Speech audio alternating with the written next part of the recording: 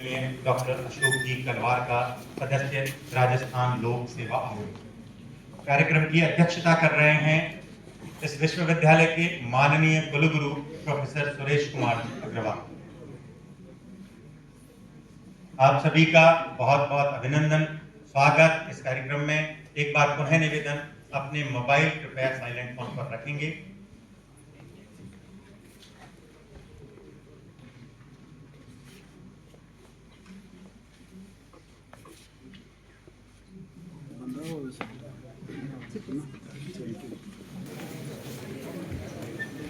हमारे अतिथिगण की जन्म जयंती 12 जनवरी से लेकर सुभाष चंद्र बोस की जयंती 23 जनवरी के मध्य अखिल भारतीय राष्ट्रीय महासंघ द्वारा राष्ट्रीय शैक्षिक मानने वाला वर्ष का प्रदान के लिए मेरा अनुरोध माननीय मुख्य वक्ता महोदय कार्यक्रम की अध्यक्षता कर रहे माननीय कुलगुरु जी से और नेताजी सुभाष चंद्र बोस के समक्ष पुष्पांजलि कार्यक्रम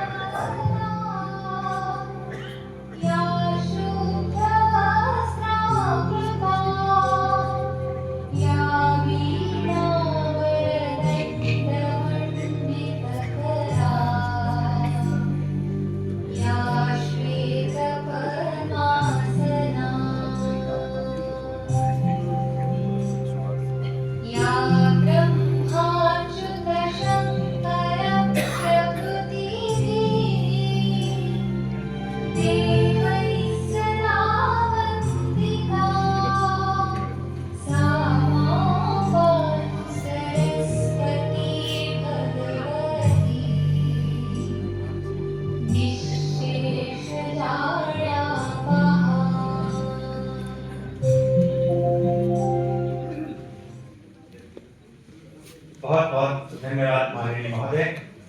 आप सभी से राष्ट्रगीत की तुरंत बाद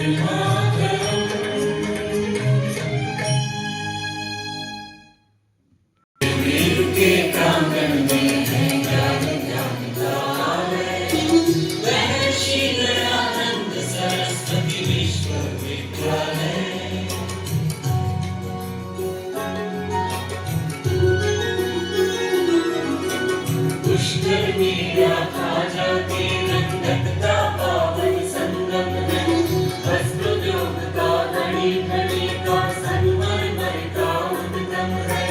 वाणी का आलोक प्रभामय प्रतिभामय मेधावी है, उत्तम शिक्षा उच्च ज्ञान और उन्नत शोध प्रभावी है। अजय मेरु के प्रांगण में है ज्ञान जागृता है।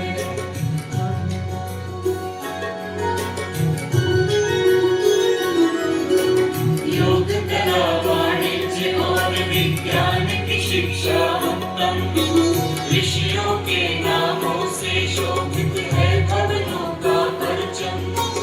इस गरिमा में विद्या कुल का यशोगान हम गाएं, इसका गौरव इसकी महिमा नित नित नवल बढ़ाएं। अजय मेरु के प्रांगण में है ज्ञान जागृता है, महर्षि दयानंद सरस्वती विश्वविद्यालय।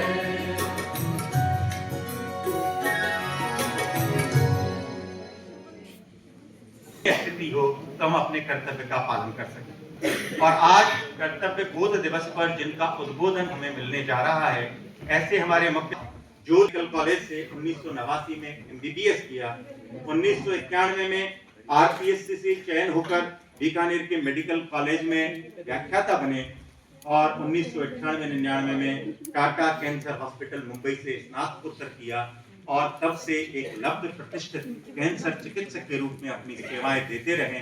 और आज आपका नाम न केवल बीकानेर, जोधपुर और इसी क्रम में मेरा निवेदन विश्वविद्यालय की वित्त नियंत्रक महोदया से कि आप श्री अशोक जी कलवार को पुस्तक और एक पादप भेंट कर उनका अभिनंदन करें, ताकि वो स्मृतियां एक संजोए हुए अपने साथ लेकर जाएं। पुस्तक जिनके नाम से ये विश्वविद्यालय है, महर्षि दयानंद की कालजयी पुस्तक सत्या प्रकाश। बहुत बहुत धन्यवाद।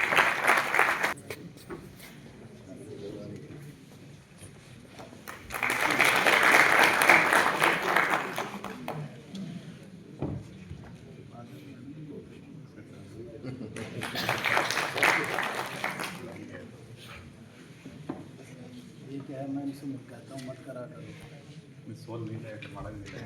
ये होशियार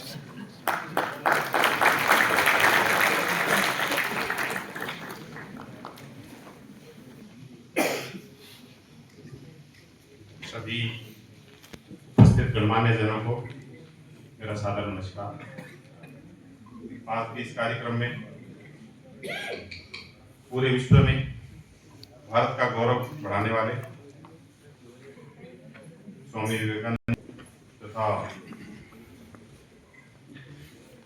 स्वतंत्रता के नायक नेताजी सुभाष चंद्र बोस को नमन करते हुए आज के कार्यक्रम के मुख्य अतिथि डॉक्टर अशोक तलवार जी, जो कि वर्तमान में भारत ही नहीं संपूर्ण विश्व में कैंसर के विशेषज्ञ के रूप में एवं जैसा कि अरविंद जी ने बताया, आप इमेटो ओंकोलॉजी के क्षेत्र में अपनी विशेषज्ञता रखते हैं तथा कैंसर के इलाज को भारतीय ज्ञान परंपरा एवं आत्मीयता के साथ जोड़कर इलाज में विशेषज्ञता रखते हैं। आप जैसे राष्ट्र सेवी एवं समाज सेवी निष्काम कर्म से सेवाएं वर्तमान में राज्य को मिल रही हैं। हम इस विश्वविद्यालय परिवार के सभी सदस्य आपको यहाँ पाकर अभिभूत हैं। आपका हार्दिक अभिनंदन, स्वागत। आज के इस कार्यक्रम की अध्यक्षता कर रहे इस विश्वविद्यालय परिवार के मुखिया माननीय कुलगुरु प्रोफेसर सुरेश कुमार अग्रवाल जी, जो कि विशेष रूप से वैसे पिछले लंबे समय से आप देख रहे हैं कि विश्वविद्यालय ने किस तरीके की गति पकड़ी है, लेकिन आज का कार्यक्रम आप माननीय अभी यूनिवर्सिटी में राष्ट्रीय शिक्षा नीति को लागू करने और भारतीय ज्ञान परंपरा का उसमें जो समावेश को पूरी यूनिवर्सिटी में आप शामिल करवा रहे हैं और इस यूनिवर्सिटी को अग्रणी बना रहे हैं, उसके साथ में आज का कार्यक्रम बहुत ही महत्वपूर्ण है। आपका हार्दिक अभिनंदन, स्वागत। यहाँ पे इस कार्यक्रम में उपस्थित विश्वविद्यालय के कुलसचिव श्री कैलाश शर्मा जी, इस यूनिवर्सिटी की controller madam Neha Sharma ji, professor Shiv Prasad ji, doctor आशीष पारिक जी, दीपिका उपाध्याय जी, मैडम दीपू माथुर जी, मोनिका भटनागर जी, परीक्षा नियंत्रक डॉक्टर सुनील टेलर जी, उपस्थित सभी शिक्षक साथी, अधिकारी, कर्मचारी और बड़ी संख्या में उपस्थित शोधार्थी, विद्यार्थी, भगिनी एवं बंधु, आप सभी का हार्दिक स्वागत, अभिनंदन। जैसा कि अरविंद जी ने बताया कि कर्तव्य में ही अधिकार है के भाव से, और इस कर्तव्य में अधिकार के भाव को जागृत करने हेतु प्रतिवर्ष जनवरी महीने के मध्य में इस कार्यक्रम को संपूर्ण भारतवर्ष में कर्तव्य बोध के रूप में मनाया जाता है। और आज के इस कार्यक्रम की क्योंकि विषय परिवर्तन के लिए मुझे कहा गया है, तो मैं कहना चाहूँगा यदि मनुष्य अपने कर्तव्य का पालन अच्छे प्रकार से करता है तो वो सही मायने में राष्ट्र की सच्ची सेवा है। और हम कर्तव्य बोध से राष्ट्र की सच्ची सेवा कर भारत को विश्व पटल पर एक सशक्त एवं समृद्ध राष्ट्र का रूप तभी दे सकते हैं जब हम सभी निस्वार्थ भाव से अपने कर्तव्य पथ पर अड़िग हो और कर्तव्य बोध से सर्वबोध। समाज के सभी प्रबुद्ध वर्ग के व्यक्तियों का यह धर्म है कि वो आने वाली पीढ़ियों को कर्तव्य की महिमा एवं उनसे होने वाले सामाजिक लाभ या बदलाव से अवगत करवाए, जिसका संपूर्ण लाभ हमारे इस पवित्र राष्ट्र को मिल सके। आओ हम सभी कर्तव्यों का पालन करते हुए अपने राष्ट्र सेवा के संकल्प के साथ संपूर्ण भारत को विकसित भारत बनाने में अपना महत्वपूर्ण योगदान दे सके। जय हिंद, जय भारत। और विषय प्रवर्तन के लिए बहुत बहुत आभार प्रोफेसर सुभाष चंद्र जी। और अब मुख्य वक्ता जी और आपके मध्य ज़्यादा समय न लेते हुए मैं सीधे मंच पर आमंत्रित करूंगा, जिनको सुनने के लिए आप सभी और हम सभी यहाँ एकत्रित हैं, ऐसे डॉक्टर अशोक जी कलवार।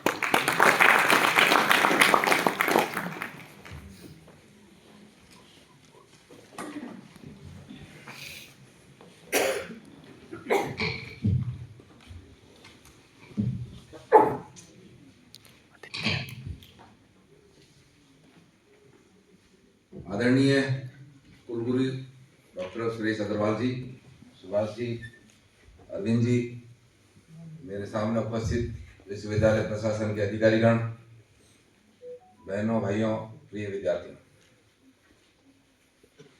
जिस विश्वविद्यालय परिसर में बैठे हैं महर्षि दयानंद सरस्वती जी, उनके जीवन की शुरुआत कर्तव्य बोध से शुरू हुई थी। उनके गुरु विजयानंद जी ने जब उनसे कहा कि तुम आगे भविष्य में क्या करने वाले हो, और वो अपनी गुरुदक्षिणा लेकर जब गए थे तो उन्होंने कहा पता नहीं, मैं नहीं जानता, लेकिन अब जीवन की शुरुआत हो रही है, तो उन्होंने कहा समाज के लिए कुछ करना ये तुम्हारा दायित्व है, कर्तव्य है, इसके लिए तुम्हें कुछ करना चाहिए। और यहीं से उनकी जीवन की शुरुआत समाज के लिए हुई। उस समय की जो बहुत बड़ी कुरीति थी उसके निवारण के लिए वो निकल पड़े, उसका निवारण किया। और शिक्षा के क्षेत्र में भी उन्होंने बहुत बड़ा अपना करते हुए निवारण किया। हम सब जानते हैं उस समय के और बाद में आज़ादी के क्रांतिकारियों में अनेक क्रांतिकारी उनकी और उनकी प्रेरित संस्थाओं से निकले योद्धा थे, जिन्होंने इस देश की आज़ादी के लिए बहुत बड़ा काम किया, अपना को बलिदान किया। ऐसे महापुरुष को नमन करते हुए मैं अपनी बात को प्रारंभ करता हूँ। केवल संविधान में जो कर्तव्य शब्द लिखा हुआ है या अधिकार लिखे हुए हैं, उससे परे बहुत सारी चीजें हैं। हालांकि संविधान निर्माताओं ने जब ये शब्द लिखे होंगे तो बहुत बड़ा उनका भी भाव रहा होगा, उनका भी यत्न था, लेकिन हम सब लोग केवल उस राजनीतिक परिदृश्य में या केवल सरकारी औपचारिकताओं में ही शब्दों को लेकर रह गए। और समाज जब अपने इन कर्तव्यों को भूलने लगता है तो बहुत बड़ी और अनेक समस्याओं का भी प्रारंभ हो जाता है। मैं शुरू करता हूँ चाणक्य से। हम सब जानते हैं बालक रूप में जब वो बचपन में पाटलिपुत्र में था, तो उसके सामने कई क्रूर अत्याचार होते उसने अपने बचपन में देखे। उन अत्याचारों में अपने पिता के साथ भी अत्याचार देखा जब सार्वजनिक रूप से, इसलिए उनको फांसी पे लटका दिया गया घनानंद द्वारा, क्योंकि उसने उनकी गलत नीतियों का उन्होंने विरोध किया। यह दृश्य देखने के बाद उनको लगा कि मुझे इस देश के लिए कुछ करना चाहिए, मेरे भारत के लोगों के लिए कुछ करना चाहिए, और इसलिए इस कर्तव्य का बोध उनको वहीं हुआ बचपन में। अब पढ़ने के लिए तो वहां पर नालंदा विश्वविद्यालय बहुत बड़ा विश्वविद्यालय था, दुनिया के अनेक देशों के लोग वहां पढ़ने के लिए आते थे। इस विशेषकर जो चाइना जिसे कहते हैं, उस समय के अधिकांश विदेशी जो शिक्षाविद आते थे पढ़ने के लिए आते थे, वो वहीं आते थे। इतने बड़े विश्वविद्यालय को छोड़ करके पढ़ने के लिए पहले तो जगह ढूंढी उन्होंने, कहाँ जाऊँ, क्योंकि वहां रह के पढ़ूंगा तो शायद उनके क्रूर अत्याचारों का मुकाबला करना संभव नहीं होगा, और इसलिए उन्होंने तय किया। उस समय तक्षशिला विश्वविद्यालय और था, वो भी दुनिया में बहुत प्रसिद्ध विश्वविद्यालय था। हम सब लोग जो विश्वविद्यालयों में पढ़ते हैं, ऐसे बड़े विश्वविद्यालयों को जानना चाहिए, क्योंकि इसलिए जानना चाहिए कि ये मेरा अनुभव है। इन दिनों जब साक्षात्कार में कई बार हम प्रश्न पूछते हैं ऐसे विश्वविद्यालयों के नाम के, तो बहुत सारे विद्यार्थी बता ही नहीं पाते। ऐसे विश्वविद्यालय जिनका हमारा गौरव है, दुनिया यहीं से ज्ञान लेके जाती थी, और ऐसे विश्वविद्यालय थे जब उनका जो लिखित लिटरेचर इतना अधिक था। नालंदा तक्षशिला विश्वविद्यालय का, जब विदेशी आक्रांताओं ने जब आक्रमण किया और हमारे ज्ञान को नष्ट करने की कोशिश की, तो इनको जला दिया, आग लगा दी। सालों लगे तब तक भी आग नहीं बुझी, इतना जबरदस्त का हमारा ज्ञान का संग्रह वहां था। ऐसे विश्वविद्यालय हमारे देश में थे। तो उन विश्वविद्यालयों में से तक्षशिला विश्वविद्यालय को वो चयन करते हैं और वो तक्षशिला पहुंच जाते हैं। उस जमाने में कोई आज की तरह संसाधन तो थे नहीं, ना हवाई जहाज थे, ना ट्रेन थी, ना बस थी। घोड़ा भी बहुत मुश्किल से मिलता था यात्रा के लिए, वो तो बहुत गरीब परिवार के थे, और इसलिए वो पैदल ही चल पड़े। वहां जाकर के उनकी प्रवेश प्रक्रिया हुई, जैसे आज भी होती है, उस समय भी होती थी। उस कठिन प्रवेश प्रक्रिया से गुजर करके वो प्रवेश ले लेते हैं। लेकिन मन में क्या भाव है, मैं मेरे देश का कल्याण कैसे करूं, मेरा कर्तव्य क्या है देश के प्रति, और इस भाव को लेकर वो पढ़ाई करते रहते हैं। अंदर की जो देश की स्थिति बताई मैंने आपको, घनानंद था उस समय चक्रवर्ती राजा, और बहुत क्रूर अत्याचारी था, और इसलिए उसका अत्याचार आतंक इतना अधिक था, पूरा देश त्रस्त था। यहाँ के जितने भी जनपद थे वो परेशान थे, लेकिन उससे मुकाबला करना था। लेकिन उसका मुकाबला करने के लिए यहाँ के जनपद और बाकी राजाओं में इतनी सामर्थ्य थी तो बोलते नहीं थे, और इसलिए इस काम को करने के लिए उन्होंने बहुत अच्छी से योजना बनाई, अपने आप को स्वयं को विकसित किया। पहले वहां रहते हुए अपने साथी जो विद्यार्थी थे उनसे मित्रता की, जो गुरुजन थे उनसे बहुत अच्छा स्नेह रखा, जो शिक्षा लेनी थी वो लेते रहे। इसी दौरान एक बहुत बड़ा आक्रमण विदेशी और होता है। उस जमाने में आज की तरह तो कम्युनिकेशन था नहीं। एक विश्व विजेता का स्वप्न लेकर चला सिकंदर गैल्यूकस, और एक बहुत बड़ी फौज लेकर के वो भारत की तरफ अग्रसर हो गए। रास्ते में जहां कहीं जा रहे थे, जो मिला उसको काटा, खत्म किया, कोई उनके सामने टिक नहीं पाया। ये खबर जब तक्षशिला में इनके पास पहुंची थी, इनको चिंता हुई क्या करूं मैं। तो उस समय तब तक अपनी पढ़ाई पूरी करके शिक्षक के रूप में नियुक्त हो चुके थे, तो उनको लगा कि मुझे इस देश के लिए कुछ करना चाहिए। शिक्षक के नाते तो मेरा कर्तव्य यही पढ़ाना, लेकिन मेरा एक कर्तव्य राष्ट्र के प्रति भी है, देश की सुरक्षा मुझे करनी पड़ेगी। उन्होंने उस समय ये जो सिंध है इसके राजा पौरुष थे, उनके पास जाके संपर्क किया। उन्होंने कहा कि अब क्या करें। राजा पौरुष ने कहा मैं अकेला इसका मुकाबला नहीं कर पाऊंगा, इतना बड़ी ताकत और सेना लेकर के आया है, इसका मुकाबला मेरे अकेले की बस की बात नहीं है। तो हम सब जानते हैं चाणक्य ने इसको चुनौती के रूप में लिया और वो निकल पड़े। देश के जितने भी जनपद थे उनके पास गए, जहां से जैसी शक्ति ताकत मिल सकती थी जुटाई। इसी क्रम में वो स्वयं अपने घनानंद के पास भी गए, पाटलिपुत्र वहां रहने वाले थे। उन्होंने सोचा शायद इस समय तो वो सहयोग करेगा, लेकिन हम जानते हैं चाणक्य के साथ क्या व्यवहार हुआ। जब उन्होंने कहा ऐसी स्थिति है सहयोग करो, तो सहयोग करना तो दूर, उनका खुद का इतना अपमान किया, उनको दरबार में से उठा के बाहर फेंक दिया। हम सब जानते हैं चाणक्य ने अपनी चोटी कभी खोली थी, कब विदेशी आक्रांता का मुकाबला करूंगा ही करूंगा, लेकिन देश के अंदर की स्थिति को भी ठीक नहीं करूंगा जब तक चोटी के गांठ नहीं लगाऊंगा। एक शिक्षक संकल्प लेता तो क्या नहीं करता, और उन्होंने किया। देश के अनेक राजाओं के पास में गए। एक राजा ने कहा मेरे पास सेना तो नहीं है, ये एक जेल है, जेल में लगभग 4-5 हजार जो कैदी हैं, ये सब अपराधी हैं, क्रूर है, अत्याचारी है, बहुत इनके ऊपर इनकी अंततः तो सजा ही यही या तो भर जाएंगे या मार दिए जाएंगे, ये इनको ले। शायद आज हम सोचते हैं क्या करें, ऐसे लोगों को ले जाके क्या करेंगे। चाणक्य ने कहा ठीक है मैं इनको भी लेने के लिए तैयार हूँ, मुझे कुछ समय दो। तो वो जेल में जाते हैं। उस समय जेल में उन लोगों के साथ अपना समय गुजारते हैं, और हम सब जानते हैं उन सब कैदियों को उन्होंने तैयार कर लिया देश के लिए लड़ने की, और वो भी फिर अग्रिम पंक्ति पर आके सिकंदर से मुकाबला करने के लिए चल पड़ते हैं। ऐसे ही सारा हुआ और उसके बाद में सिकंदर का मुकाबला हुआ। इतिहास भले ही कुछ भी पढ़ाया आपको, लेकिन सत्य यह है कि सिकंदर इस युद्ध में हार करके भागा यहाँ से, और भागते भागते उसकी स्थिति ये हुई, पीछे भी नहीं देखा उसने। आपको ये पढ़ाया जाता है मलेरिया हो गया, सैनिकों में मनोबल घट गया, वो वापस उनको घर की याद आने लगी। इतिहास वाले उस समय जो थे उन्होंने ये सोच के लिखा हो गया, उनके ही लिखने वाले थे लोग, तो उन्होंने उनके पक्ष में लिख दिया होगा। लेकिन सच्चाई यह है कि इस युद्ध में उनकी बहुत बुरी हार हुई और वो यहाँ से भागा, यहाँ से आगे नहीं बढ़ पाया। लेकिन चाणक्य की दूरदर्शिता तब भी देखिए, उस विदेशी आक्रांता को भगाया, देश की रक्षा तो कर दी, लेकिन उनकी जो नीतियां थी, जो उसके लिए प्रसिद्ध है, जिसके लिए विख्यात है, उन्होंने जब कहा भाई कि आगे समस्या नहीं आनी चाहिए, तब तक वो उन्होंने अंदर की समस्या हल करने के लिए भी एक बालक को वन में घूमते हुए लेके आते थे, लेके आए, जिसको वनराज कहा था उन्होंने, और वहां से ला करके उस बालक का विकास किया और उसकी संपूर्ण विकास की गति इस तरह से रखी कि अंत में किसी न किसी तरीके से वो भारत का नेतृत्व कर पाएगा। ऐसे चंद्रगुप्त को उन्होंने तैयार किया था। और जब ये बात है कि भैया चंद्रगुप्त अंदर की समस्या हल होने के बाद में अगर सम्राट बनेगा तो इसकी सुरक्षा, देश की सुरक्षा होनी चाहिए, इसलिए उन्होंने जो विदेश नीति का एक बहुत बड़ा सूत्र हो सकता है वो इसमें भी आया उन्होंने, कि जाते जाते हेलेना की शादी चंद्रगुप्त से करवाई, लेकिन साथ में कंडीशन क्या डाली कि इससे होने वाली जो संतान है वो यहाँ की राजा नहीं बन सकती। कितनी जबरदस्त दूरदृष्टि उस समय उन्होंने देखी होगी, 2300 साल पहले की बात है लगभग, और उन्होंने इस देश को सुरक्षित करने का प्रयास किया। और हम सब जानते हैं बाद में वो इस विदेशी समस्या से सलटा ही था उन्होंने, लेकिन अंदर की इस समस्या को हल करने के लिए धनानंद का भी उन्होंने नाश किया और चंद्रगुप्त मौर्य को वहां पर चक्रवर्ती सम्राट के रूप में पाटलिपुत्र में बैठाया और यहाँ से एक नई शुरुआत हुई मौर्य वंश की।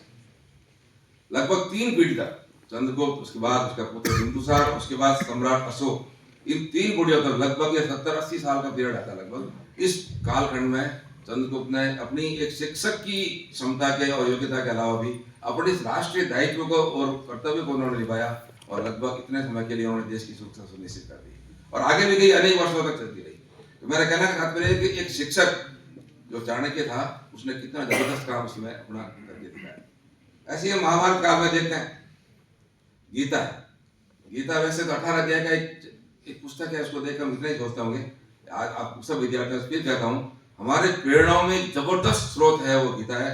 जीवन के मूल्यों का आधार कार्ड एक हमारे कर्तव्य बोध का इससे बड़ा उदाहरण हो नहीं सकता। इतना गजब का ज्ञान इसमें दिया हुआ है। दुनिया के अनेक विश्वविद्यालयों में इसको अपने कैरिकुलम में शामिल किया हुआ है। वो लोग पढ़ते हैं मैनेजमेंट स्टडीज में सब जगह, लेकिन अपने देश में अभी भी हम शायद पीछे चल रहे हैं। क्योंकि ये बात भी मुझे कई बार ध्यान में आती है, जब हम कर्तव्य बोध के लिए इस बात के लिए भी बच्चों से साक्षात्कार में पूछते हैं तो उत्तर दे नहीं पाते। कईयों ने तो देखा ही नहीं इसको अभी तक, ऐसी स्थिति है। लेकिन गीता हमारे लिए कर्तव्य बोध का बहुत बड़ा उदाहरण है। अब इसमें इसकी शुरुआत कैसे हुई हम सब जानते हैं। जब युद्ध की स्थिति बन गई तब कौरवों की पांडवों की सेना आमने सामने खड़ी हो गई। अर्जुन कहता है मुझे एक बार अवलोकन करना है। कृष्ण उनके साथ ही थे, तो कृष्ण ने कहा क्या करूं बताओ।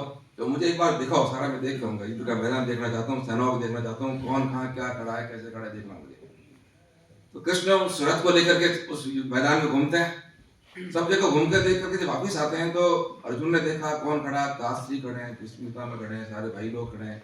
वो गुरु भी है जिसने पढ़ाया वो भी सामने खड़ा है, जो हमारा विद्यालय उनका जो कुलगुरु था, उनका परिवार का गुरु था कृपाचार्य जी वो है, द्रोणाचार्य जी वो खड़े हैं, अनेक मित्र हैं, साथी है, अनेक लोग वो जो है मेरे अपने हैं, मेरे खून के रिश्ते वाले भी हैं, मित्र हैं, साथी है, सब सामने खड़े हैं। अगर मैं युद्ध में ये सबको मारता हूँ तो बहुत बड़ा अपराध हो जाएगा, ये पाप हो जाएगा, क्या करूँ। और यही जो ही वापस रथ आकर के अपनी पाले में खड़े हुए तो कृष्ण भगवान के सामने अपनी शंका रख दी, मैं युद्ध नहीं करूंगा। अपना जो उनका जो धनुष था वो रख दिया उनका, मैं युद्ध नहीं करूंगा। तो उन्होंने कहा, कृष्ण ने कहा क्या हुआ, इतने सालों से लंबे संघर्ष के बाद, सारी समझाइश के बाद, हर तरह का प्रयास करने के बाद भी, और ये धर्म का युद्ध है, ये अधर्म से लड़ाई है, और इसलिए अगर तू युद्ध नहीं करेगा काम कैसे चलेगा। और हम सब जानते हैं अर्जुन जैसा योद्धा अगर उस युद्ध में भाग नहीं लेगा तो उसकी उस युद्ध की क्या स्थिति हो सकती है। कृष्ण ने बहुत समझाने की कोशिश की, नहीं माना, नहीं लड़ना, मैं तो नहीं लड़ूंगा, ये सब मेरे हैं, मैं तो नहीं करूंगा कुछ। धर्म होगा धर्म, कर्तव्य होगा कर्तव्य, मुझे तो नहीं करना, मैं नहीं करूंगा। हम सब जानते हैं जब अंत में कृष्ण को लगा अब तो और कोई उपाय नहीं है तो उन्होंने अपना विराट स्वरूप दिखाया, और स्वरूप दिखाने के बाद उन्होंने कहा भी कि अब देख, कुछ देख रहा है, हाँ देख रहा हूँ, युद्ध हो रहा है, युद्ध में कौन मार रहा है, कौन किसको मार रहा है, सब लड़ रहे हैं, एक दूसरे को मार रहे हैं, लेकिन अंत में मृत्यु क्यों हो रही, कैसे हो रही, एक चक्र घूम रहा है, वो चक्र सारे इस युद्ध में घूम रहा है। और इस कारण से इस चक्र की चपेट में जो आ रहे हैं, चाहे भले तलवार चल रही है लेकिन तलवार के साथ एक चक्र चल रहा है, तीर चल रहा है तो तीर के साथ भी एक चक्र चल रहा है, और इस कारण से जितने भी योद्धा मारे जा रहे हैं इस चक्र के कारण ही मारे जा रहे हैं, और इस तरह से युद्ध भी चल रहा है। फिर उन्होंने कहा फिर तू क्या सोचता है, फिर तू ही मारेगा, इसी तो तू मार रहा लोगों को? नहीं, ये तो आपका चक्र ही मार रहा है। फिर भी इतना करने के बाद भी उनके समझ में नहीं आई, तो फिर ये जो 18 अध्याय है गीता के वो उनको सुनाते हैं। उसमें उन्होंने उनको कर्तव्य बोध कराया, और जब ये सारे अध्याय पूरे होते हैं तब अर्जुन खड़ा हो जाता है। अब मुझे समझ में आ गई, मुझे मेरे कर्तव्य का भान हो गया, मुझे मेरे अपने पूर्ण रिश्तों से नहीं लड़ना है, मित्रों से नहीं लड़ना है, मुझे धर्म के लिए लड़ना है, अपने कर्तव्यों के लिए लड़ना है, देश और समाज की रक्षा के लिए लड़ना है, तो इसलिए मैं लड़ूंगा। तो कर्तव्य बोध कराने के लिए एक ऐसे योद्धा को जिसने लड़ने के लिए मना कर दिया, कृष्ण भगवान ने गीता सुना करके युद्ध की सारी परिस्थिति का उनका आकलन करके उनको बताया, तो अर्जुन जैसा व्यक्ति उस युद्ध के अंदर खड़ा हो गया। महाभारत में कर्तव्य बोध के और भी उदाहरण है। हम भीष्म पितामह के बारे में जानते हैं।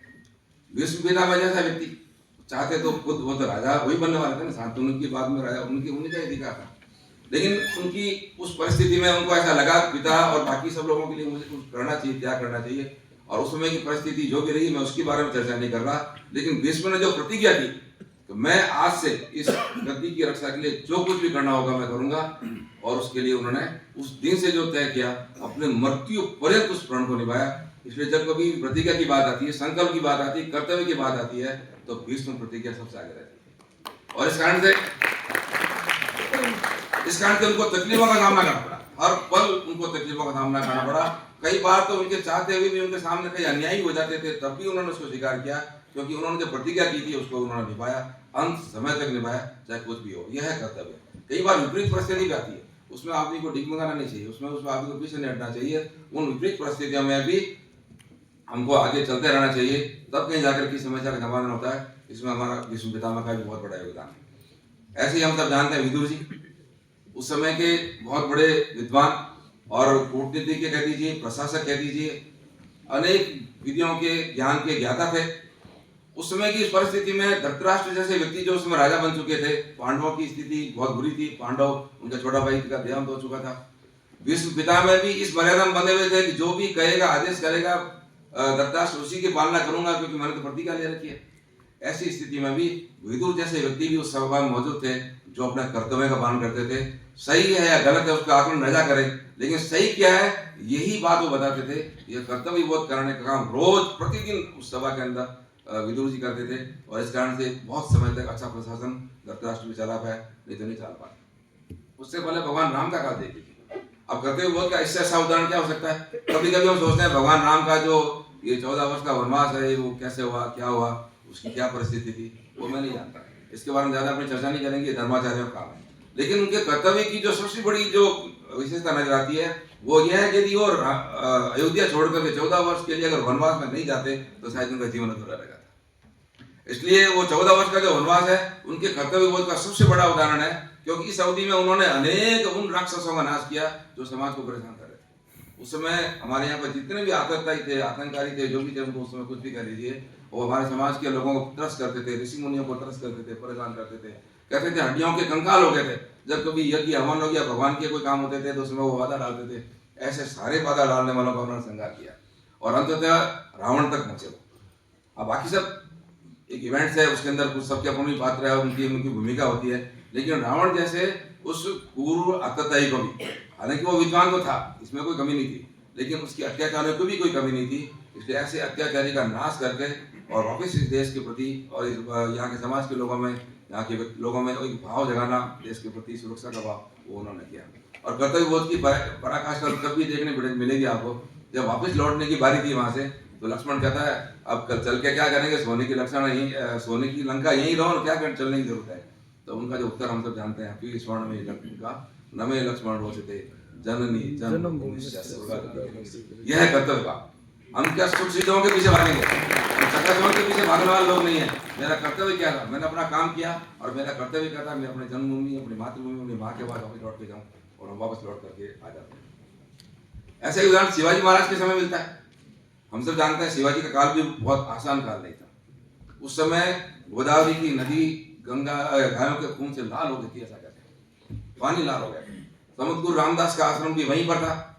समतगुरु रामदास को लगता था क्या करें, कैसे करें, इन विदेशी आक्रांतों आतंक से मुकाबला कैसे करें, ये तो अत्याचार बढ़ता ही जा रहा है। उस समय हम सब जानते हैं समतगुरु रामदास ने एक बार ऐसे ही खेलते हुए बच्चों का समूह था, उस समूह में लगा कुछ बालक प्रतिभाशाली है, इनसे कुछ कराया जा सकता है। उन बच्चों से परिचय करते हैं और फिर उन बच्चों के घर भी जाते हैं। उन बच्चों के घर में जाते समय जीजा माता के घर पे गए। शिवाजी उस समय बालक ही थे, वो भी वहीं खेल रहा था। जीजा माता से कहा आपका बालक बहुत प्रतिभाशाली है, इस देश के लिए समाज के लिए कुछ काम कर सकता है क्या, इसके लिए मुझे इस बालक को दे दीजिए। शायद जीजा माता इंतजार ही कर रही थी, वो भी तो तरस थी, उन्होंने भी तो अपनी आंखों से वो सब देखा था, किस तरह से बहन बेटियों के साथ अत्याचार हो रहा था, उन्होंने अपनी आंखों से देखा था। और इसलिए उनको लगा कि ये बहुत अच्छा अवसर है, उन्होंने तुरंत हाँ बोले मेरे पुत्र को ले जाओ, और भी जो ले जाना चाहते हैं, चलना चाहते हैं, उनको ले चलो। हम सब जानते हैं कुछ मुट्ठी पर बालकों को लेकर संत गुरु रामदास लेके आते हैं, उनका परवरिश करते हैं, उनका विकास करते हैं। और 15-16 साल की आयु में जो उन्होंने काम चालू किया, इस देश के प्रति, समाज के प्रति जब ना कर्तव्य उन बच्चों में जगा दिया। और हम सब जानते हैं एक के बाद एक कितने किले उन्होंने आतंक से वापस लौटाए, हमारी बहन बेटियों की इज्जत सुरक्षित की, और कैसे कैसे व्यक्तित्व तैयार किए उसके भी अपन कल्पना नहीं कर सकते। हम सब जानते हैं उनकी टोली में तानाजी महासुरे जैसे भी थे। तानाजी महासुरे अपने पुत्र की शादी का निमंत्रण देने के लिए शिवाजी के पास गए, और जाकर के जब उन्होंने निमंत्रण पत्र देते, जीजा माता वहीं बैठी थी, उन्होंने कहा ये सामने किला है विदेशी आक्रांता के हाथ में, जब रोज सूर्य को अर्घ देती हूँ तो मुझे बहुत कष्ट होता है और परेशानी होती है। तो तानाजी कहते हैं ये काम आज ही होगा। शिवाजी कहते हैं रुको रुको, अपने पहले पुत्र की शादी हो जाने दो, चिंता मत करो, ये बाद में कर लेंगे। तो हम सब जानते हैं कि वो नहीं माने, उन्होंने कहा नहीं अब ये काम पहले ही होगा। वो युद्ध हुआ, उस युद्ध में उस आक्रांता से उन्होंने जीत लिया। वहां पर जीतने के बाद वापस सब समाचार आया तो पता चला तानाजी महासुरे नहीं रहे। अपने पुत्र के विवाह को छोड़ करके अपने कर्तव्य बोध के लिए ये काम मेरे देश का है, भारत माता का है, मुझे पहले करना चाहिए, और उस काम को करते हैं। गढ़ डाला सिंह गेला, ये कहावत है मराठी, वो आज भी चलती है कि सिंह खो दिया भले किला आ गया। लेकिन ऐसे सिंह थे जिसी की वजह से आप जिंदा बचे हुए आज हम लोग, ये तो शायद हम लोग नहीं होते। तो ऐसे महान पुरुषों की उनकी टोली थी। उनकी युद्ध कला में एक जानवर का भी उपयोग होता है। हम सब जानते हैं गोयरा बहुत जबरदस्त प्राणी है, इनकी भी ट्रेनिंग की जा सकती है।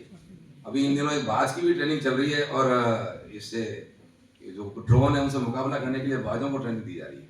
अभी परसों जो अभी 26 जनवरी की जो अभ्यास चल रही है उसमें बाजों का भी प्रदर्शन किया है, और गुरु गोविंद सिंह का भी था। गुरु गोविंद सिंह के भी कंधे पर बाज बैठा हुआ है, वो भी एक बहुत बड़ा अपने देश का मतलब जो फौजी सैनिक कहना चाहिए।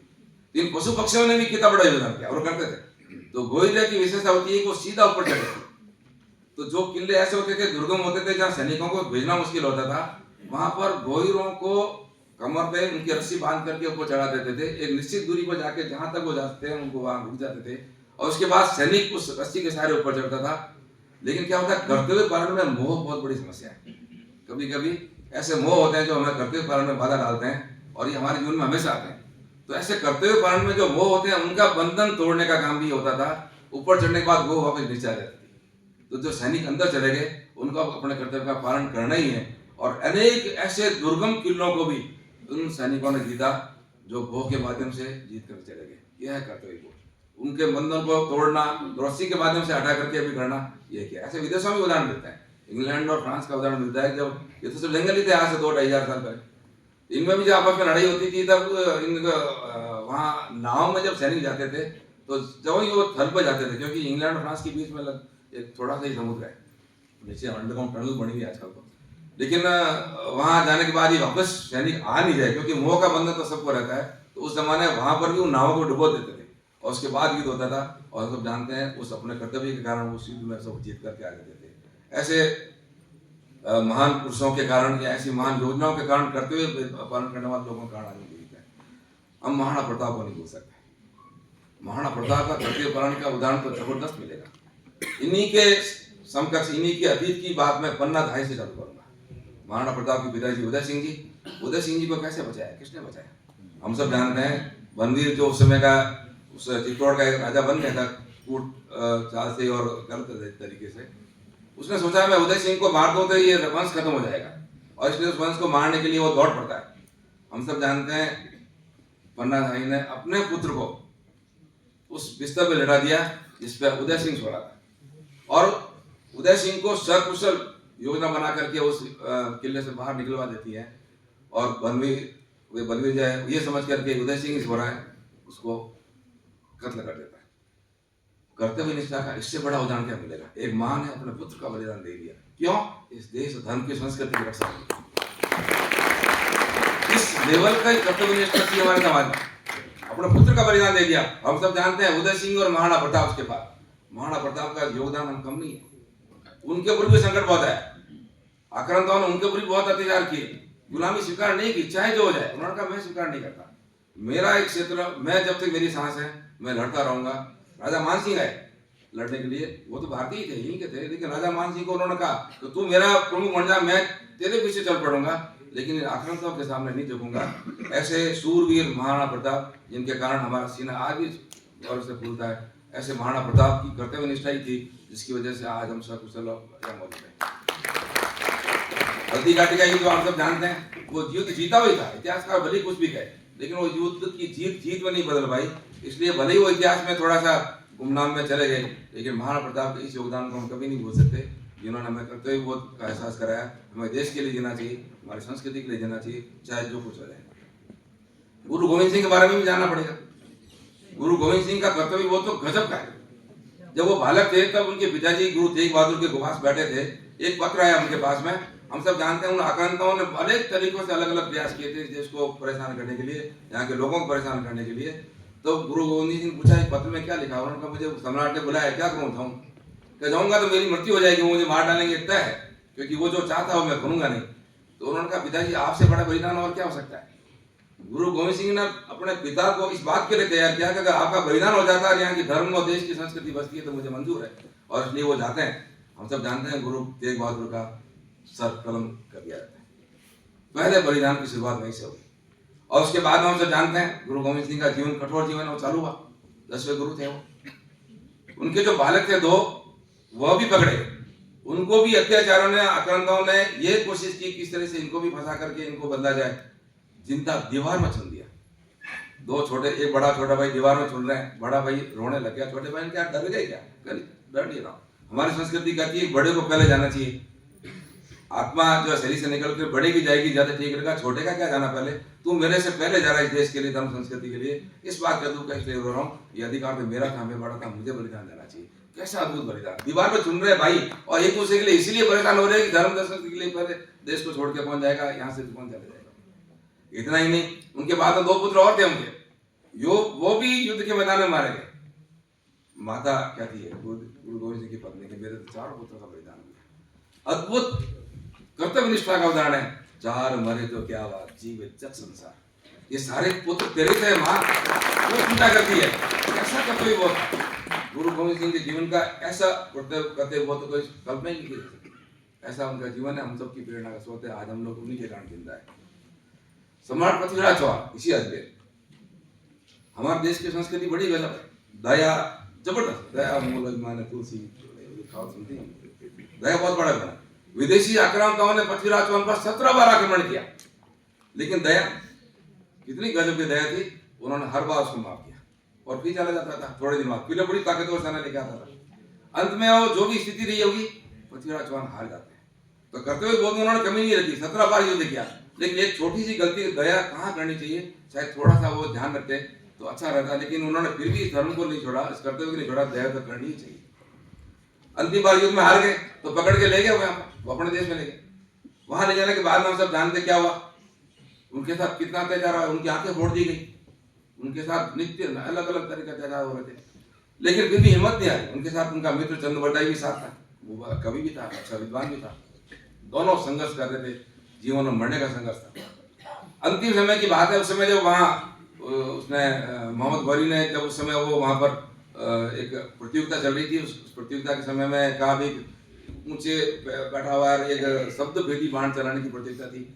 तो उस प्रतियोगिता में चंद्रबरदाई ने कहा कि अच्छा अवसर हो सकता है, इस आतताई ने इतनी बार हमारे देश पर आक्रमण किया, अब अच्छा मौका है।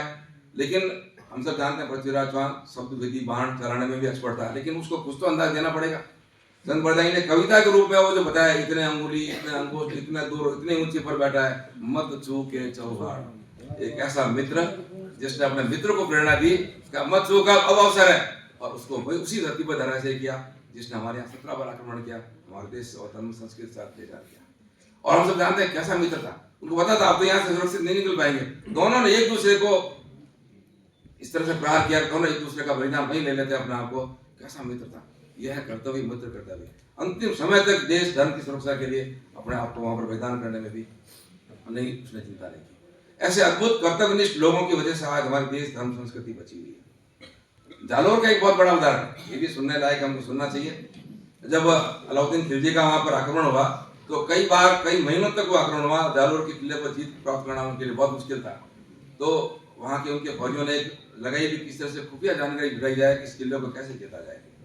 तो वहां उनके अंदर से एक किसी व्यक्ति ने अपना मन कमजोर कर लिया और उसने वो बताया कि एक किले में ऐसी जगह है जहाँ पर वो कमजोर है, और उसका कमजोर की आइडेंटिटी ये थी कि वो उसको बचाने कैसे। तो उसने कहा कि ये राई होती है, हम सब जानते हैं राई छौंक में डाली जाती है, इसकी विशेषता होती है बहुत जल्दी उगती है। तो उन्होंने कहा कि राई इकट्ठी करके और किले के चारों तरफ डाली जाए, तो जहाँ जल्दी उग जाएगी, यानी वहाँ मिट्टी है कमजोर है, वो किला कमजोर है। तो एक कहावत है ना, राई के भाव रात गए, वो कहावत यहीं से ही है। पूरे उस समय उसने सैनिकों ने आसपास से सारी राई जो जिस भाव में मिली खरीदी, ले आओ। अब खरीद कर कुछ लोग आलसी भी थे, अगले दिन पहुंचे, जब उसका उपयोग खत्म हो गया, उन्होंने कहा राई के भाव रात चले गए, उसका काम तो हो गया। और वो काम क्या था? वो ये था जब राई डाली, अगले दिन जब वो राई उगी तो जहाँ कमजोर जगह थी वहां उग गई, और जो मजबूत जगह थी वहां नहीं उगी। वहीं से उन्होंने उसमें अंदर प्रवेश किया उस किले में, और वो किला वो जीत गए। इस जीतने के बाद में उसको पुरस्कार दिया जिसने ये सुझाव दिया। वो पुरस्कार लेकर के एक हीरा दे करके एक देवी थी, उनके पति थे, वो उनके पास गया और लेकर के हीरा दे के पास गया, पुरस्कारों की सब लेकर के इतना सोना चांदी सबको मिला है। तो सोचा था पत्नी खुश होगी, लेकिन पत्नी की कर्तव्य निष्ठा, ये है कर्तव्य। उसने कहा क्या बात, बहुत खुश क्या नजर आ रहे हो? वो कहती है मैं तेरे लिए इतना लेकर गया, बहुत खुश हो जा। अच्छा ये बात है, रखो इसको। वो अंदर गई, तलवार लाई और सर कलम कर दिया, ये पुरस्कार।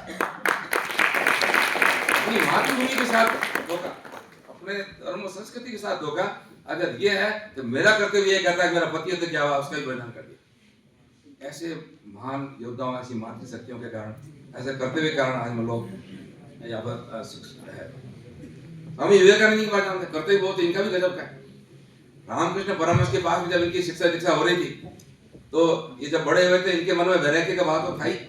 एक बार हिमालय की यात्रा में गए, उस समय हिमालय यात्रा पूरी करने के बाद वापस लौटे, तब उनका मन लग गया था अब मैं कलकत्ता नहीं रह करके हिमालय में ही मेरी शेष साधना करूंगा।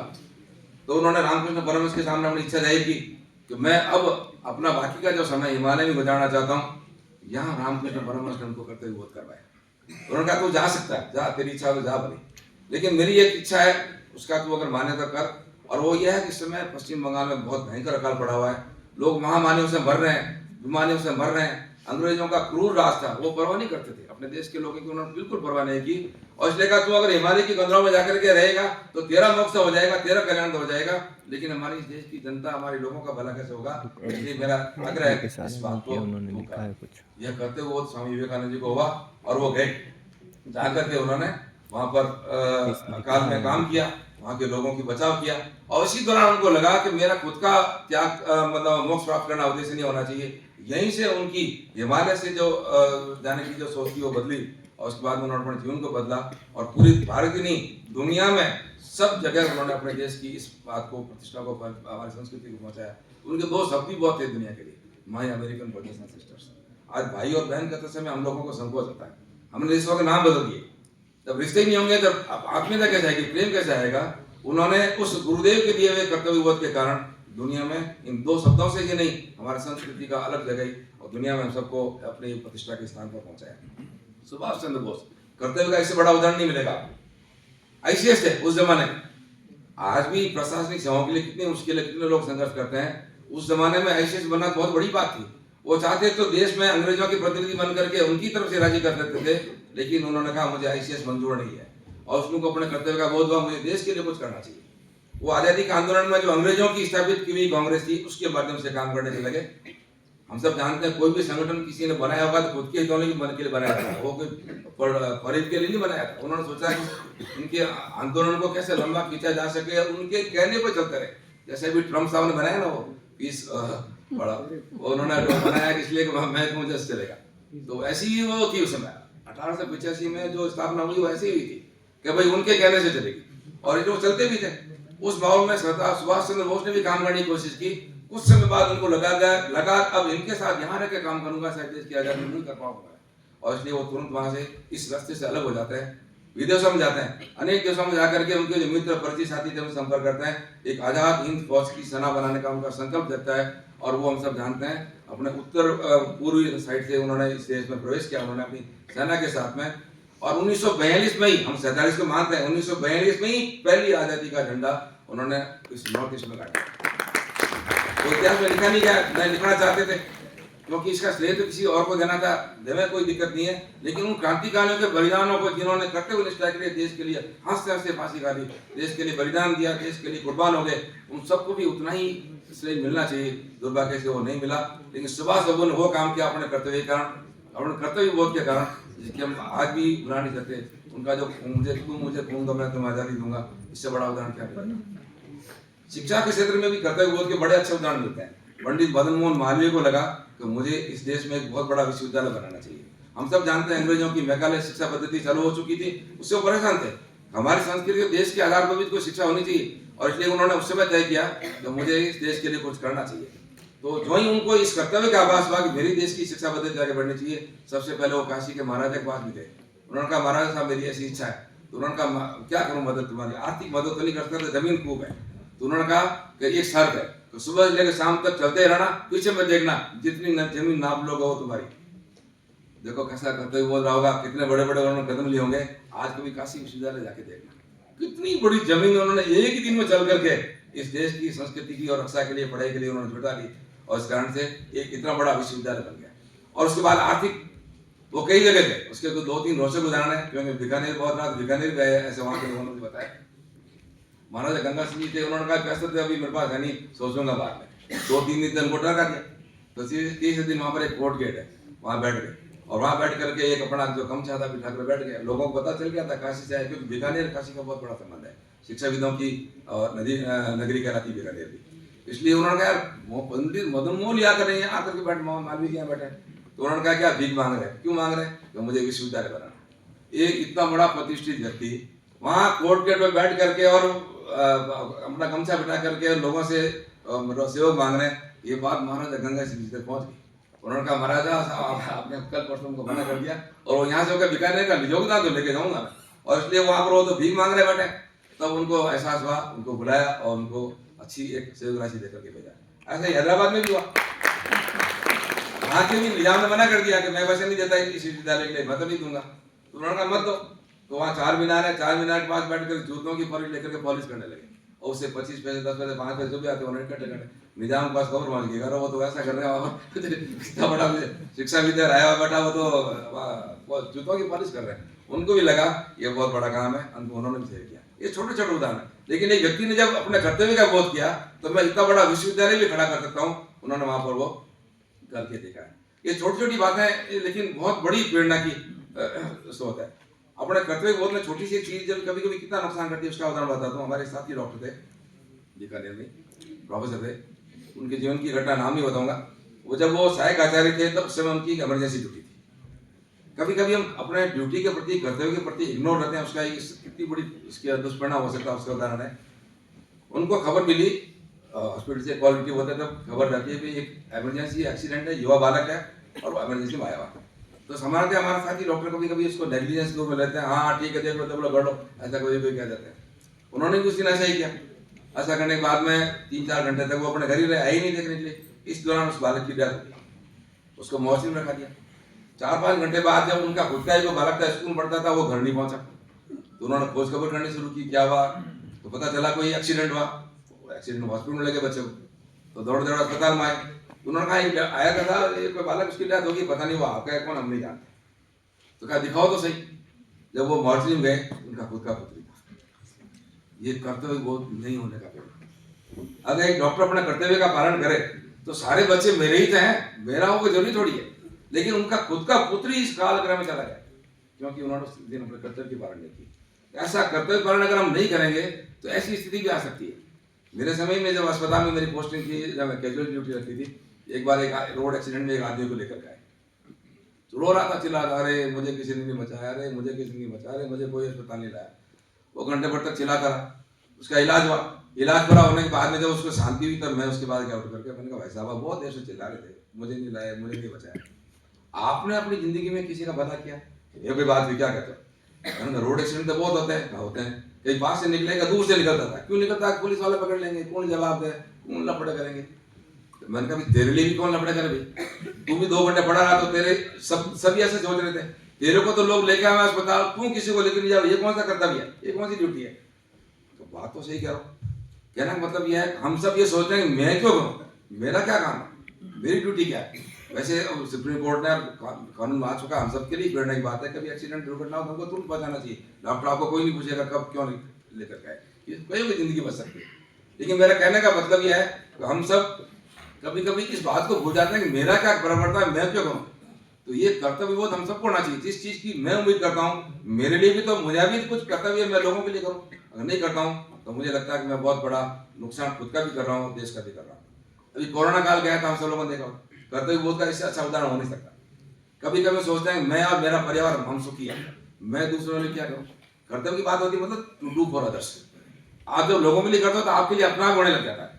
और इस बात को करने के लिए कोरोना काल में हम देखा होगा कोई ऐसा सोच सकता था कि मैं अपने घर में बैठा हूँ सुरक्षित, हो नहीं सकता। जो घर में बैठा था वो भी उसकी चपेट में आ ही गया, कहीं से कहीं वायरस पहुंच ही रहा था। उस समय अगर सब लोगों ने एक साथ मिलकर के प्रारंभ में प्रयास किया होता तो शायद हम इतनी महामारी नहीं झेलते। बाद में लोगों को समझ में आई जब प्रधानमंत्री ने इस काम को अपने हाथ में लिया और अलग अलग तरीके से हम लोगों का उत्साहित भी किया, प्रोत्साहन भी किया। सब लोगों ने अपने कर्तव्य का पालन चालू कर दिया। हाँ, अब अगर मैं बाहर गया तो दूसरों को मारूंगा, मैं भी मरूंगा। जब दूसरों को या खुद के मारने की बात आती तभी कर्तव्य याद आता है क्या। सामान्य परिस्थिति में भी तो अपने कर्तव्य का पालन करना चाहिए, लेकिन लोगों ने उसमें कर्तव्य का पालन कैसा करना चाहिए इस बात को उन्होंने सीखा। हमारा प्रधानमंत्री महोदय कई बार कर्तव्य बोध के लिए कहते हैं, उन्होंने मिशन कर्मयोगी, नेशन फर्स्ट, इस बात की बात करते हैं और उनके कर्तव्य की तो कल्पना नहीं कर सकते। 18 घंटे रोज शायद आज तक किसी प्रधानमंत्री ने किया होगा। और उनके कर्तव्य बोध का ही कारण है कि ट्रम्प जैसे ऐसे इस समय जब कठिन परिस्थिति में आर्थिक रूप से स्थिति बनी हुई है, उस स्थिति में भी देश को उन्होंने बाहर निकाल लिया। आज हम चौथी इकोनॉमी वर्ल्ड की बनने में सफल हुए और पिछली जो 3 महीने की जो जीडीपी है वो भी अब तक की सबसे हाईएस्ट जीडीपी पर हम लोग पहुंचे हैं। ये इसी का परिणाम है। उन्होंने खुद ही नहीं, अपने देश के सब लोगों के मन में इस कर्तव्य बोध को जगाया। हम सब लोग इस बात को करें, कर्तव्य का बोध करेंगे तभी हम आगे बढ़ पाएंगे, नहीं तो नहीं बढ़ पाएंगे। ऐसे ही अब कर्तव्य, मैं यूनिवर्सिटी और टीचर्स को आता हूँ, थोड़ी सी उनकी बात खत्म करूंगा। शिक्षक का कर्तव्य केवल क्या क्लास पढ़ाना ही, क्लास पढ़ाई और उसके बाद छुट्टी, एक लेक्चर है, आगे हस्ताक्षर किए घर पहुंच गए। मैं माफी चाहता हूँ तो इसको अन्यथा नहीं लाए। शिक्षक का सबसे बड़ा कर्तव्य है व्यक्ति निर्माण, और व्यक्ति निर्माण से राष्ट्र निर्माण। चाणक्य ने भी यही किया था। अगर मैं अपनी क्लास ली और घर चला गया, अगर बच्चे नहीं आए तो मैं अपने रूम में चप्पल में आके बैठ गया, तो मुझे लगता है वो अपने कर्तव्य के अंदर कहीं फेल हो रहे हैं। अगर बच्चों की कोई समस्या है जिस कारण से वो नहीं आ रहे हैं, बच्चों के जीवन में कोई तकलीफ है तो उसको समझना, उसकी बात को आगे बढ़ाना, उसकी समस्या को हल करना अगर नहीं कर पा रहे हैं तो शिक्षकगण मुझे लगता है कि अपने इसी काम से पीछे हट रहे हैं। आपको सुनकर दुख होगा क्योंकि ये इन जनरल है। मैं हमारे मेडिकल की बात बताता हूँ। पिछले 1 साल में 350 बच्चों ने आत्महत्या कर दी मेडिकल में आने के बाद। मैं जब बेंगलोर एक सुपर स्पेशलिस्ट ट्रेनिंग के लिए गया था तो वहाँ एक इंग्लिश न्यूज़पेपर में खबर छपी थी कि 1 साल के अंदर 800 युवा इंजीनियर आत्महत्या करते दुनिया को छोड़ के चले गए। आज युवाओं की स्थिति हम जब देखते हैं तो उनमें अनेक दुर्भाग्य से, कोई युवा इसको अन्यथा नहीं ले, मैं किसी व्यक्तिगत नहीं कर रहा, लेकिन युवाओं के जो दिशा है कहाँ जा रहे हैं, वो अपने परिवार से दूर है पास तो भी दूर है। कई अनेक दुर्गुण उनके जीवन में आते ही जा रहे हैं, चारित्रिक पतन हो रहा है, नशा बढ़ता जा रहा है, अनेक तरह की समस्याएं मोबाइल और इस कारण से उनके जीवन में आ रही है, डिप्रेशन के शिकार हो रहे हैं। ऐसे अनेक दुर्गुणों को दूर करने का कोई दायित्व है तो टीचर का भी उतना ही है जितना माता पिता का है।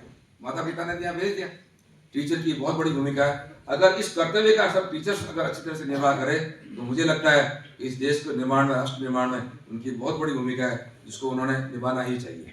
ऐसे विद्यार्थियों का भी कोई कर्तव्य, खाली पढ़ना ही उद्देश्य है क्या, केवल किताबी ज्ञान लेना ही उद्देश्य है क्या?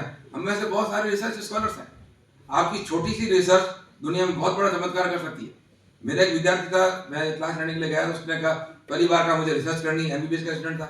मैंने कहा यार एमबीबीएस का स्टूडेंट क्या रिसर्च करेगा? एमडी वालों को और पीएचडी वालों को भी थीसिस का टॉपिक देने के लिए, उनको तैयार करने के लिए 6 महीने साल लग जाता है। उसने कहा नहीं मुझे रिसर्च करनी है। 2-3 बार मैंने उसकी थोड़ी सी परीक्षा लेने की कोशिश की, मैंने कहा कमजोर होगा तो बैठ जाएगा, लेकिन नहीं माना।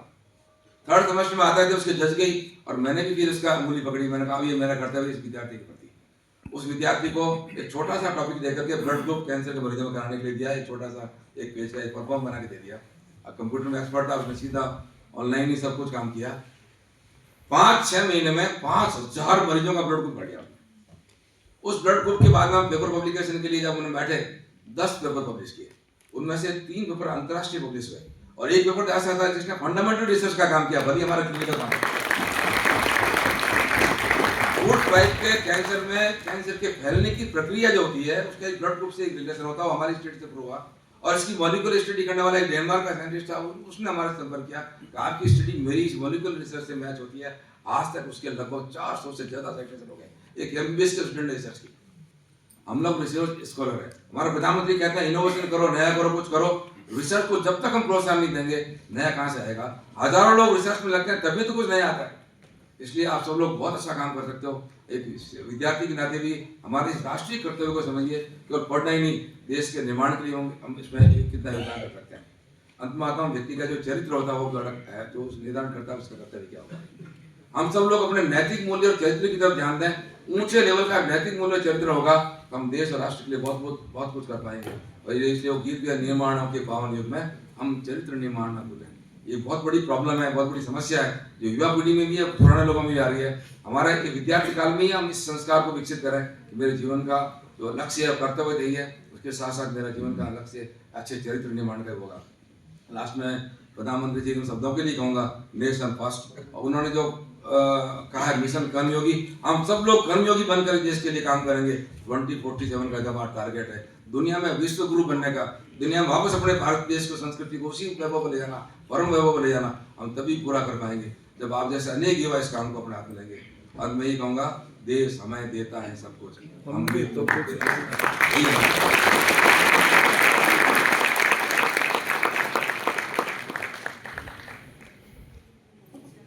वह दीने हिजाजी का बेबाक बेड़ा, निशा जिसका अक्सा आलम में पहुंचा। मज़ाहम हुआ कोई खतरा न जिसका, न अम्मा में ठटका न कुलजुम जिसका। किए जिसने सिपर सातों समंदर का डूबा दहाने में गंगा के आकर।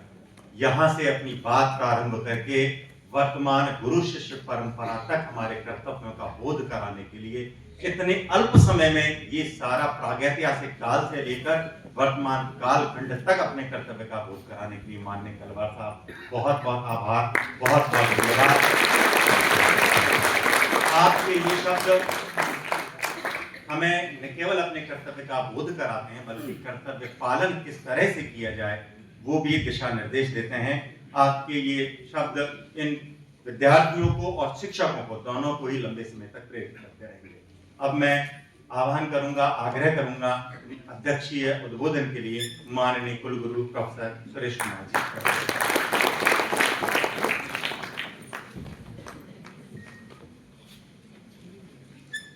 परम आदरणीय मंच पर विराजमान RPSC के मेंबर डॉक्टर अशोक जी, सुभाष जी, अरविंद जी और मेरे सामने बैठे सभी विश्वविद्यालय के कर्मचारी, साथी, शिक्षक, अधिकारी, छात्र, छात्राओं और आप सब मित्रों, बड़ी प्रसन्नता की बात है कि आज हमें एक उद्बोधन ऐसे आदमी से प्राप्त हुआ और मैं ये कहूँ कि ऐसे महापुरुष से प्राप्त हुआ तो कोई अतिशयोक्ति नहीं होगी, जो स्वयं ही कर्तव्य बोध के जिस तरह से इन्होंने एक कैंसर स्पेशलिस्ट के रूप में देश को अपनी सेवाएं प्रदान की हैं, वो अनन्य उदाहरण है। अगर चाहते तो इस स्पेशलिस्ट होने के नाते बहुत पैसा कमा करके अपने घर पे रह करके और आराम से एक नाम कमा सकते थे, लेकिन उन्होंने कर्तव्य परायणता का दूसरा पथ चुना। और इसलिए जब मुझे पता चला और ये पता चला कि आपकी उपलब्धता इस दिन है तो मैंने आपसे आग्रह किया। यद्यपि PSC के मेंबर होने के नाते आपकी कई प्रतिबद्धताएं होती हैं, गोपनीयता का प्रश्न भी होता है, लेकिन आपका ये मानना था कि इस तरह की गोपनीयताओं की परवाह मैं उस वक्त नहीं करता हूं जब मुझे छात्रों से और शिक्षकों से बात करनी है। मैं कृतज्ञता व्यक्त करता हूं आपके प्रति डॉक्टर कलवार साहब के प्रति कि आपने हमारे लिए समय निकाला और हम सबको कर्तव्य बोध का आभास करवाया। मित्रों, बहुत पेशेंटली सुन रहा था और देख रहा था कि किस तरह से एक के बाद एक, क्योंकि जो आदमी जिन चीज़ों को प्रैक्टिस करता है तो उसको किसी को बताने में कोई दिक्कत नहीं होती, क्योंकि भाव एक के बाद एक स्वतः विचलित होते हैं। भारतीय संस्कृति मूलतः कर्तव्य बोध की संस्कृति रही है। सारे उदाहरणों को देखिए आप, प्रारंभ से हमारे इतिहास को, चाहे वो राजा का प्रजा के प्रति कर्तव्य था, चाहे माता पिता का पुत्र और पुत्री के प्रति कर्तव्य था, चाहे पति का पत्नी के प्रति कर्तव्य था, चाहे शिक्षक का छात्र के प्रति कर्तव्य था, और विभिन्न प्रकार के अन्य कर्तव्य। लेकिन ये कर्तव्य प्रारंभ कहाँ से होता है? कर्तव्य में सब कुछ जुड़ा है। कर्तव्य में राष्ट्रबोध भी जुड़ा है, कर्तव्य बोध में समाज बोध भी जुड़ा है, लेकिन कर्तव्य बोध का प्रारंभ कहाँ से होता है? और मैं वहां से थोड़ा सा उस बात को इलस्ट्रेट करने का प्रयास करूंगा जहां कलवार साहब ने छोड़ा था। मित्रों, कर्तव्य शुरू होता है उस संस्थान से जहां आप काम करते हैं, और फिर चाहे आपकी भूमिका किसी भी रूप में रही हो। मैं 2011 में मुझे एक मौका मिला जापान जाने का, एक सेशन को चेयर किया और उसके बाद में वहाँ के शिक्षक साथियों से वार्ता हो रही थी। इसके माध्यम से मैं स्पष्ट कर दूं कि इस घटना के माध्यम से मैं किसी पर आरोप नहीं लगाना चाहता, लेकिन कटु सत्य से जिसका इशारा कलवार साहब ने भी अपने उद्बोधन में इंगित किया था, उसकी तरफ करना चाहता हूँ। 2 प्रश्न उभर करके आए, एक विषय से संबंधित था, उसकी बात नहीं करूँगा, लेकिन दूसरा क्योंकि कर्तव्य बोध से संबंधित था, उसकी चर्चा करूँगा। मित्रों, मैंने पूछा कि आप यहाँ कक्षाओं का संचालन करने में कैसे काम करते हैं, क्या शिक्षक की भूमिका होती है? तो मेरी तरफ देखने लगे, वो को चेयर थे और मेरे से प्रश्न पूछा कि आपका क्या मतलब? और जब मैंने स्पष्ट किया तो उन्होंने कहा कि जिस भी शिक्षक की क्लास होती है, he makes it a point to go to the classroom, stand outside the classroom before 5 minutes. 9 बजे क्लास है तो 9 बजने में 5 मिनट पहले वो अपने कक्ष के बाहर जाकर के अध्यापक खड़ा हो जाता है। जब तक उसकी शिक्षक की क्लास चल रही होती है तब तक अपनी बारी की प्रतीक्षा करता है, और जिस दिन लेट हो जाता है उस दिन इस बात के लिए पश्चाताप करता है, और उस पश्चाताप का निवारण भी किसी न किसी कंपनसेशन के रूप में करता है कि आज मैंने 20 छात्रों की 5 मिनट क्लास में विलंब से किया और इसलिए मैंने 100 मिनट छात्रों के खत्म किए, उसका प्रायश्चित। मित्रों, ये सुन करके मैं सन्न रह गया।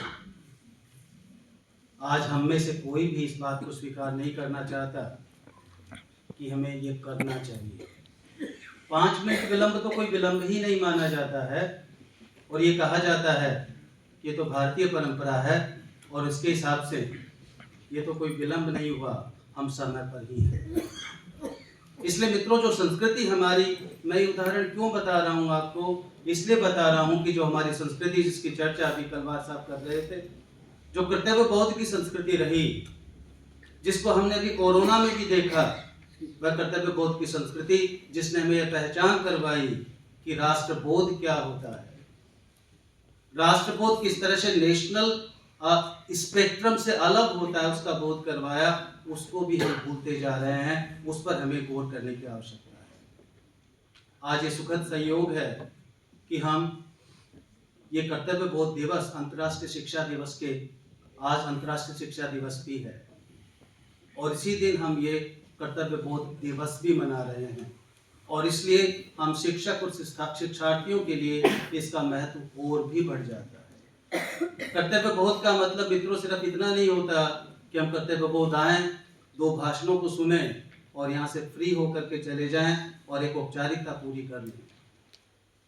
अखिल भारतीय राष्ट्रीय शिक्षक संगठन, जो कि अध्यापकों का संगठन है, वो इस बात का प्रयास करता है कि अधिकारों के साथ साथ शिक्षक अपने कर्तव्यों की परिणति भी, कर्तव्यों का पालन भी सुनिश्चित करे। और इसीलिए हर सत्र की शुरुआत इस कर्तव्य बोध दिवस के संपादन के साथ प्रारंभ की जाती है। और इसलिए मैं आप सब शिक्षकों से और शिक्षार्थियों से भी, क्योंकि शिक्षार्थियों के बगैर कई बार शिक्षक भी ढीला हो जाता है और शिक्षार्थी ढीला होता है तो शिक्षक स्वतः ढीला होता है, इसलिए मैं आग्रह करूंगा आप सब शिक्षार्थियों से भी कि अपने कर्तव्य बोध के प्रति सावचेत रहें। हमारी परंपरा इतनी दृढ़ परंपरा रही, चाहे किसी भी साहित्य को देख लें। जब जयद्रथ वध में मैथिली शरण गुप्त ने लिखा जयद्रथ वध, उसकी शुरुआत करते हैं, जिसका जिक्र कलवार साहब कर रहे थे। उसकी शुरुआत में ही वो कहते हैं, वाचक प्रथम सर्वत्र ही जय जान की जीवन कहो, फिर पूर्वजों के सील की शिक्षा तरंगों में बहो, सुख दुख शोक जब जो आ गिरे, सो धैर्य पूर्वस्तभ सहो, होगी सफलता क्यों नहीं, कर्तव्य पथ दृढ़ रहो। ये शिक्षा हमारे यहाँ मिली है कर्तव्य पथ की, और उस पर हमें चलते रहना है मित्रों। इसी तरह से सारे के सारे आयाम, चाहे वो ऐतिहासिक आयाम हैं, चाहे साहित्यिक आयाम हैं, इस तरह के उदाहरणों से भरे पड़े हैं। मैं ज़्यादा नहीं बोलना चाहूँगा, सिर्फ ये बात कहना चाहता हूँ कि जब कर्तव्य पथ की बात आती है तो जैसा कि कलवार साहब कह रहे थे, गीता से महत्वपूर्ण कोई ग्रंथ नहीं हो सकता जो हमें कर्तव्य पथ पर आगे चलने की प्रेरणा देता है। एक बार गीता के एक स्थिति प्रजन्यता या स्थिति प्रज्ञा, उसको एक स्टेट को देखिए जो आपको ये कहता है कि आपको अपने कर्तव्य की पालना करती है। You need not bother about the gains and the losses. You need not bother about the pains and the pleasures. आपको अपने कर्तव्य पथ पर चलते रहना है। और अगर मित्रों हम हमारे साहित्य की, और इसको अगर धार्मिक ग्रंथ माने तो धार्मिक ग्रंथ की इस बात का ही अनुसरण कर लेंगे तो मेरे ध्यान से हम हमारे कर्तव्य का पूर्ण रूप से पालन कर रहे होंगे। ज़्यादा नहीं बोलते हुए अपनी वाणी को विराम देता हूँ। एक बार आप सबके प्रति भी कृतज्ञता व्यक्त करता हूँ और अखिल भारतीय राष्ट्रीय शैक्षिक संघ के प्रति भी कृतज्ञता व्यक्त करता हूँ कि हम प्रतिवर्ष इस तरह का आयोजन इस विश्वविद्यालय में भी संगठन के माध्यम से करते हैं। धन्यवाद। बहुत बहुत आभार माननीय कुलगुरु महोदय का अपने अध्यक्षीय उद्बोधन के लिए। आपका उद्बोधन हमें ऐसे कार्यक्रमों को सतत रूप से आयोजित करते रहने के लिए प्रेरणा देता रहेगा। कार्यक्रम को आगे बढ़ाते हुए मैं निवेदन करूंगा प्रोफेसर ऋतु माथुर से धन्यवाद ज्ञापन। प्रोफेसर ऋतु माथुर।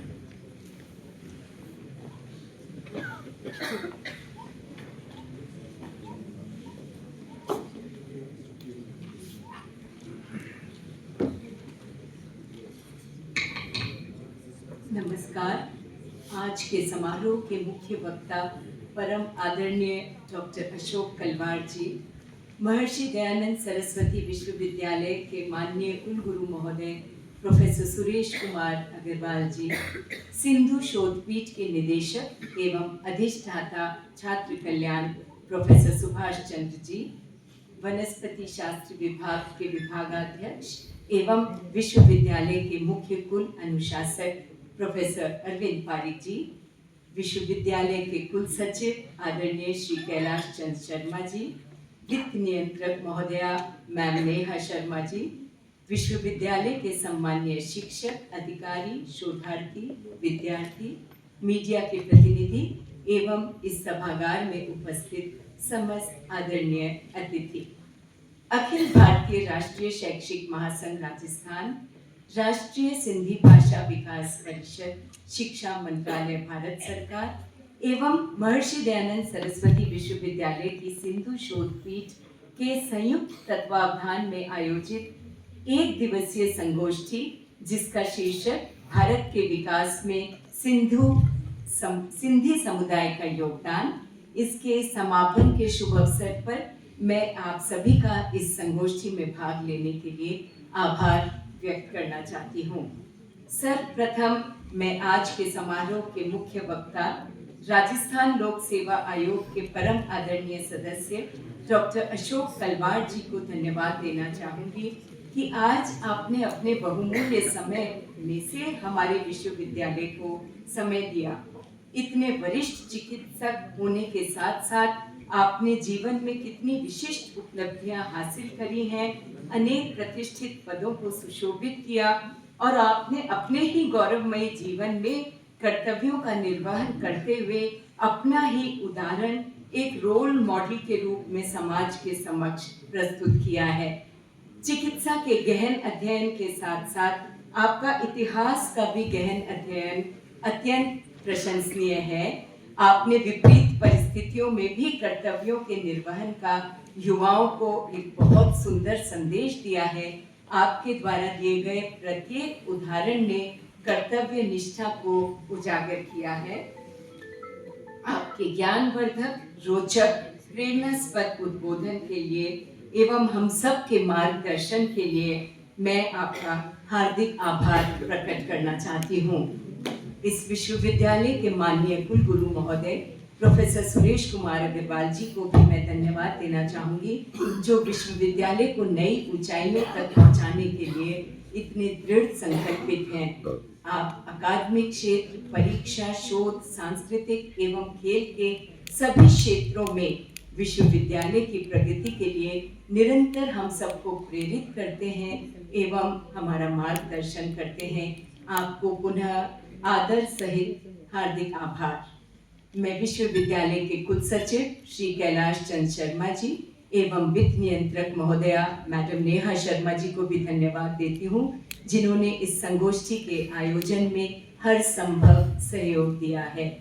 इसी क्रम में मैं विश्वविद्यालय के समस्त शिक्षक और अधिकारियों का, अधिष्ठाता छात्र कल्याण कार्यालय का, कुलगुरु एवं कुलसचिव सचिवालय के स्टाफ का, डॉक्टर अश्विनी तिवारी जी का एवं अन्य सभी का हार्दिक आभार प्रकट करती हूँ। विश्वविद्यालय के अकाउंट्स एवं जीएटी सेक्शन को भी मैं धन्यवाद देना चाहूँगी, जिन्होंने कार्यक्रम को सफल बनाने में अपना बहुमूल्य योगदान दिया है। अंत में मैं समस्त श्रोताओं का, विद्यार्थियों एवं शोधार्थियों का आभार प्रकट करती हूँ, जिन्होंने अपनी गरिमामय उपस्थिति और सहभागिता से इस कार्यक्रम को सफल बनाया है। एक बार पुनः मन अधिनायक जय हे भारत भाग्य विधाता, पंजाब सिंध गुजरात मराठा द्राविड़ उत्कल बंगा, विंध्य हिमाचल यमुना गंगा उज्जल जलधि तरंगा, तब शुभ नामे जागे तब शुभ आशीष मांगे, गाहे तब जय गाथा जन गण मंगल